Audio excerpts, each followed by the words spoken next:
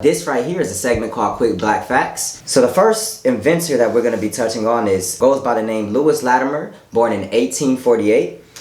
In Chelsea, Massachusetts. He was born of parents who were slaves but escaped slavery in Virginia. He enlisted into the Navy at the age of 15. After the Civil War, he returned to Boston and taught himself mechanical drawing while working at a patent law firm. Latimer patented a carbon filament for the incandescent light bulb. The invention helped make electric lighting practical and affordable for the average household in 1881. So thank him for that. The next person that we'll be discussing goes by the name Sarah Boone, born in 1832 in Craven County, North Carolina. She said that the purpose for her invention was to produce a cheap, simple, convenient, and highly efficient device, particularly adapted to the use in ironing the sleeves and bodies of ladies' garments.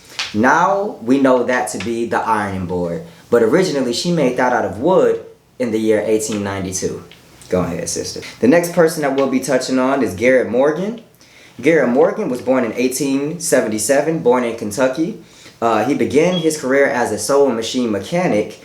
He went on to patent several inventions in the early 1900s, including improved sewing machine and traffic signal, a hair straightening product, and a respiratory device that would later provide the blueprint for World War I gas mask. He was a part of the NAACP and through his years supported the improvement of the black community. That is Garrett Morgan. The next person that we'll be discussing is Marc Dean. Dean was born on March 2nd, 1957 in Jefferson City, Tennessee. Dean is credited with helping to launch the personal computer age with work that he made the machines more accessible and more powerful. He was part of the team that developed the ISA bus and led a design team for making a 1 gigahertz computer processor chip.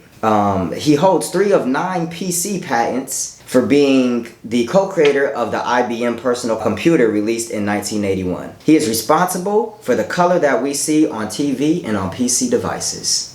The next person that we have is Sister Katherine Johnson. Born August 26, 1918 in White Sulphur Springs, West Virginia, she held the occupation of a Virginia school teacher. After college, she's known to be a human computer. She was hired by the NACA, National Advisory Committee for Aeronautics. She did trajectory analysis for Alan Shepard's May 1961 mission, Freedom 7.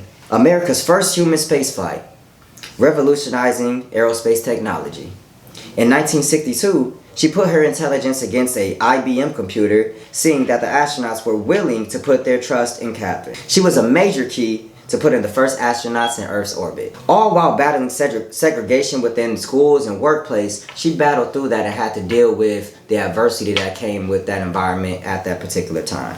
The next inventor I'd like to introduce you all to goes by the name Imhotep. He was born in 2667 BC. He was an Egyptian polymath, which is a person of wide-ranging knowledge or learning. He was chancellor, advisor to King Dozier. He was a master mathematician, architect, holistic doctor of medicine.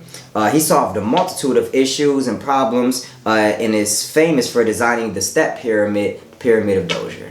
The next person that we'll be discussing is Frederick McKinley Jones. Born in Cincinnati, Ohio in 1893, over the course of his career, Jones received more than 60 patents. He served in the U.S. Army during World War I, where he was often called upon to make repairs on machines and other equipment. He went on to invent a device that combined picture with sound.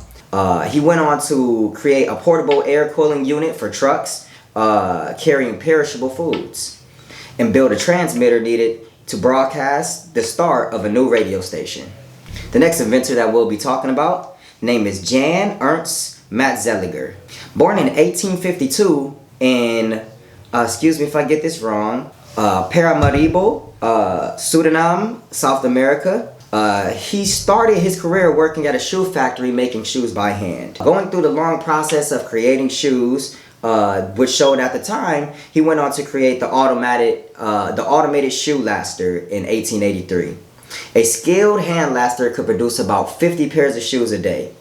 Matt Zelliger's machine could produce between 150 and 700 pairs of shoes a day, cutting shoe prices across the nation in half. So we could thank that brother for that.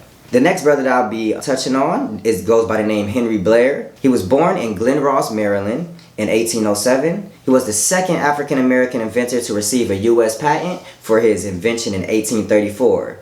It was a major breakthrough in agricultural progression, the seed planter, allowing farmers to use less labor to get a larger outcome in crop. Very last inventor that we'll be touching on, his name is Richard Spikes. He invented the beer tap, automobile direction signal, the automatic gear shift device, and braking systems for trucks and buses in 1932. And he went on to invent the automatic safety brake in 1962.